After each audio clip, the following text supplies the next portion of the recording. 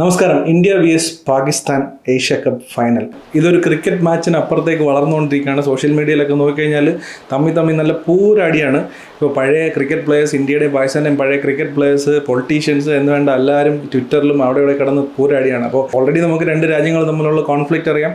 Recent ആയിട്ടുണ്ടായ യുദ്ധം, അതിനുശേഷം Asia കപ്പിൽ വന്നിട്ട് ഇന്ത്യ തന്നെ തുടങ്ങി വെച്ച ഷേക്ക് ഹാൻഡ് കൊടുക്കാതിരിക്കുക എന്ന് പറഞ്ഞൊരു വിവാദം, അങ്ങനെ മൊത്തത്തിൽ ചൂട് പിടിച്ചിട്ടിരിക്കുകയാണ് ഈ ഒരു ഫൈനലിലേക്ക് വരുമ്പോൾ ഈ ഒരു മാച്ച്. അപ്പോൾ ഇന്ത്യ തുടങ്ങി വെച്ചൊരു കാര്യമാണ്. അപ്പോൾ അതാണ് ഏറ്റവും പ്രധാനം. ഇന്ത്യ ഈ ഷേക്ക് ഹാൻഡ് കൊടുക്കാതെ ഇന്ത്യ തുടങ്ങി വെച്ചൊരു കാര്യം ആയതുകൊണ്ട് തന്നെ ഇപ്പോൾ ഫൈനലിലേക്ക് വരുമ്പോൾ ഇന്ത്യക്ക് ഇത് നല്ല രീതിയിൽ അവസാനിപ്പിക്കേണ്ട ഉത്തരവാദിത്വം ഇന്ത്യൻ ക്രിക്കറ്റ് പ്ലേയേഴ്സിൻ്റെ കയ്യിലാണ്. കാരണം ഇത് നമ്മുടെ മാനം പോകുന്ന കേസാണ്.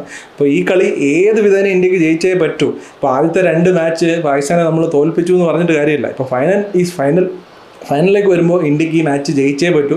അതുപോലെ തന്നെയാണ് പാകിസ്ഥാനും. അവരും ഇതേ അവസ്ഥയിലൂടെ തന്നെയാണ് പോകുന്നത്. അവർക്കും ഇതേ പ്രഷറുണ്ട്.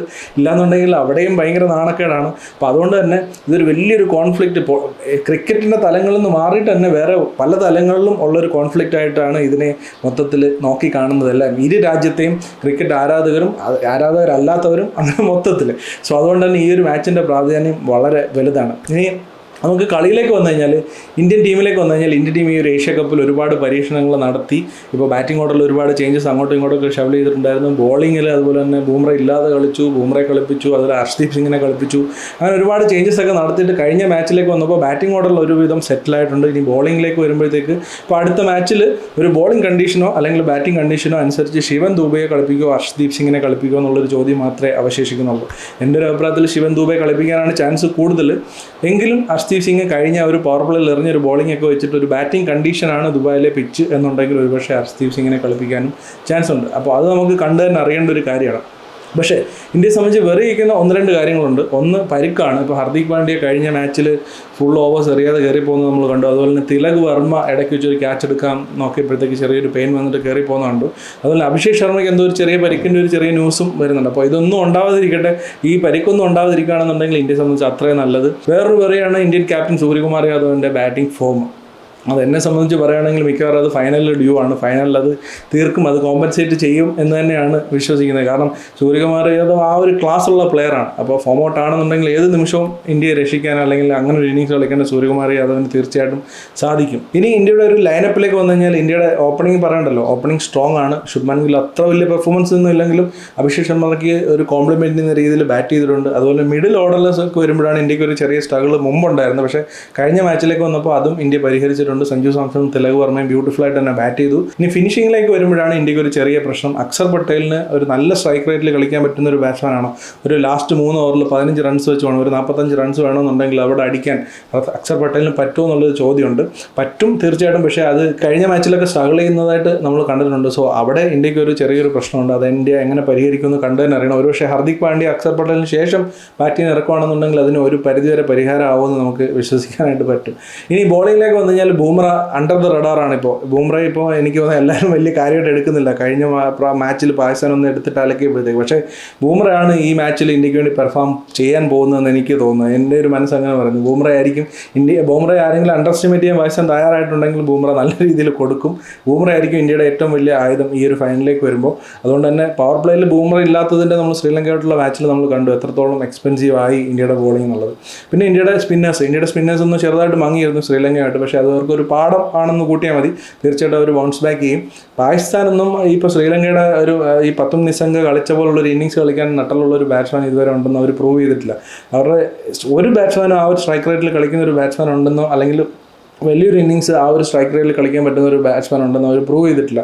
അപ്പോൾ അതുകൊണ്ട് തന്നെ ഇന്ത്യൻ സ്പിന്നേഴ്സ് അവരെ സംബന്ധിച്ച് എപ്പോഴും വെല്ലുവിളി തന്നെയായിരിക്കും. ഹർദിക് പാണ്ഡ്യ ഒരു വീക്ക് ലിങ്കായിട്ട് എനിക്ക് തോന്നുന്നുണ്ട്. ഒരുപക്ഷെ ഹർദിക് പാണ്ഡ്യ കുറച്ച് എക്സ്പെൻസീവായിട്ട് പോകാനായിട്ട് ചാൻസ് ഉണ്ട്. സോ ഇതാണ് ഇന്ത്യയുടെ ഒരു ലൈനപ്പ്. അപ്പോൾ ഇനി പാകിസ്ഥാനിലേക്ക് വന്നു കഴിഞ്ഞാൽ പാകിസ്ഥാനെ സംബന്ധിച്ച് ഓപ്പണിംഗ് ആണ് അവരുടെ ഒരു സ്ട്രെങ്ത്.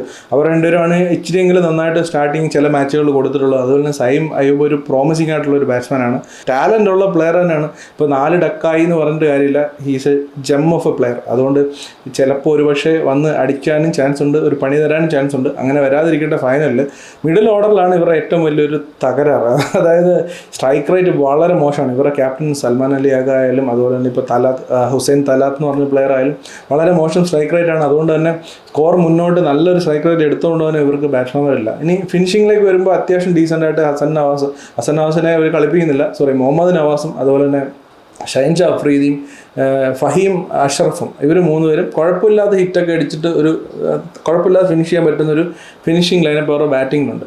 ഇനി അവരുടെ ബോളിങ്ങിലേക്ക് വന്നു കഴിഞ്ഞാൽ ഷൈൻഷാ അഫ്രീദിയാണ് അവരുടെ കുന്തമന. ഷൈൻഷാ അഫ്രീദ് ഇനിഷ്യൽ ഓവേഴ്സിൽ വിക്കറ്റ് എടുത്തിട്ടുള്ള മാച്ചുകളെല്ലാം പാകിസ്ഥാൻ നല്ല രീതിയിൽ പെർഫോം ചെയ്തിട്ടുണ്ട്. അതുകൊണ്ട് ഷൈൻഷാ അഫ്രീദിയെ സംബന്ധിച്ച് ഇനിഷ്യൽ ഓവേഴ്സിൽ വിക്കറ്റ് എടുത്തു കഴിഞ്ഞാൽ പാകിസ്ഥാന് വലിയൊരു അഡ്വാൻറ്റേജാണ്. പിന്നെ അവരുടെ സ്പിന്നേഴ്സ് നല്ല സ്പിന്നേഴ്സാണ്. അബ്രാർ നല്ലൊരു സ്പിന്നറാണ്, പക്ഷേ ഇന്ത്യയുടെ കൂടെ വരുമ്പോൾ പ്രഷറിൽ മുട്ടടിക്കുന്നത് നമ്മൾ ഇപ്പോൾ കഴിഞ്ഞ മാച്ചിൽ കണ്ടത്.